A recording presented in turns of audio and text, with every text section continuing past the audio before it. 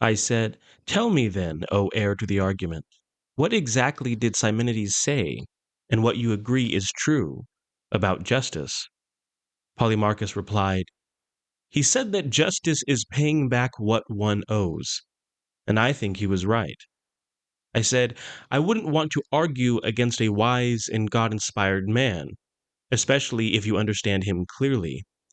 But to me, his meaning isn't at all clear, because surely he didn't mean, like we said earlier, that I should return weapons or anything else to someone who isn't in their right mind.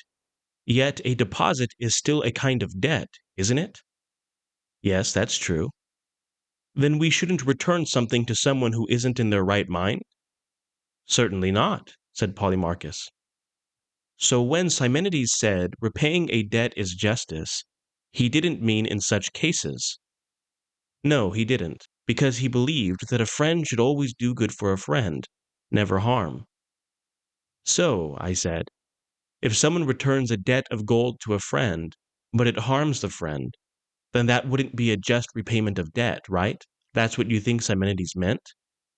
Polemarchus replied, "Yes, exactly." This passage develops a richer concept of justice. Justice is not simply repaying what you owe, as Polemarchus believes. It's doing what is good for others. Polemarchus, echoing Simonides, says a friend should never do harm to a friend. This resonates with Scripture.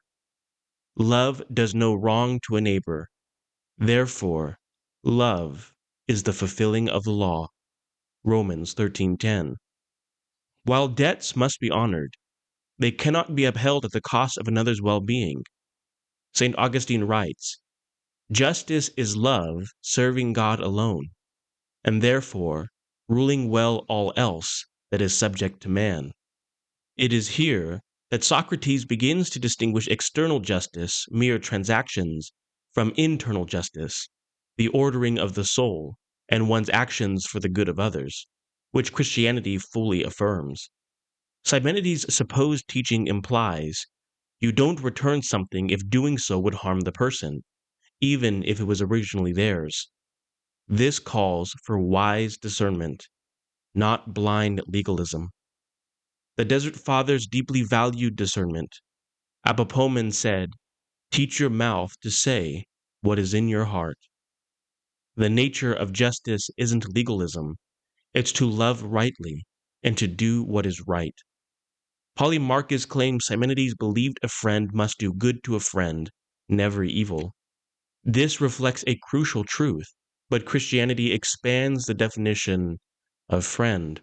Jesus commands, "Love your enemies and pray for those who persecute you." Matthew 5:44. So while Polemarchus limits justice to right dealings with friends, Christ reveals that our neighbor includes even our enemy, such as in the parable of the Good Samaritan, Luke 10:25-37.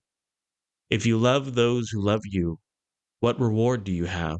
Even the tax collectors do that." Matthew 5:46. Saint Gregory of Nyssa connects this concept of love to divine justice.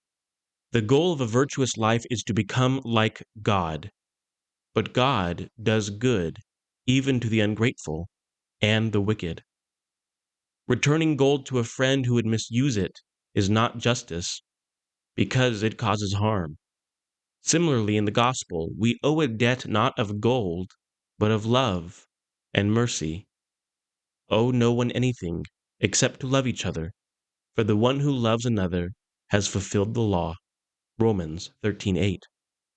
It is understood justice in Christianity is not transactional.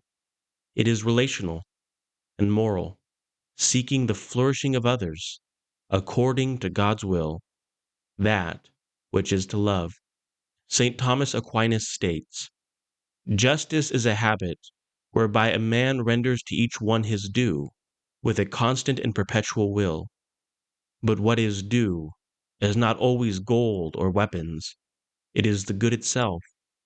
Justice must always do good, not harm, even if that means not returning a deposit."